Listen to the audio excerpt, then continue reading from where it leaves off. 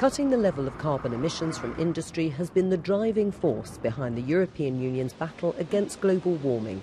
In order to hit a 20% reduction target by 2020, they came up with the idea of a carbon market.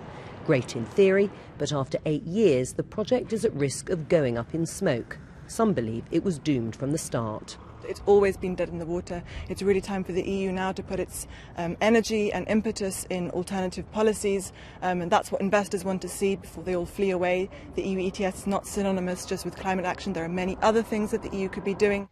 The EU emissions trading system, the world's largest carbon market, was set up in 2005.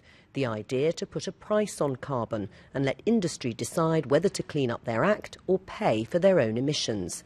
The problem: the price of carbon has slumped from nearly €30 a tonne in 2008 to less than €5, and with it, removed any incentive for companies to invest in cleaner technologies. This German steelworks company just over the border from Strasbourg decided the way forward was to invest heavily in green technology. As a result, it's cut its CO2 emissions by 25% since 2005 and is leading the way in the electric steelmaking industry.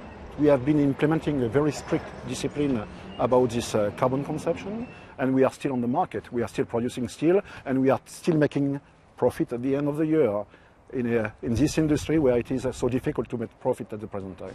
BSW is one of the success stories, but it hasn't come cheap, particularly in a recession when competing against American and Chinese companies who don't operate in a carbon market. In order to fix the current crisis, the European Commission proposed intervening in the market to prop up the price of carbon, calling on MEPs to back the plan. I'm really worried and uncertain about what the future holds. Maybe this week's vote sends out a signal that Europe is turning its back on doing anything about global warming and no longer cares about the future, about the need to develop these low-carbon technologies. If that's the case, then we are cutting our own throats. But fears that an increase in the carbon price might boost energy costs, which would then be passed on to consumers, resulted in MEPs voting against the proposal. I voted against because this is a short-term solution which is not really a solution.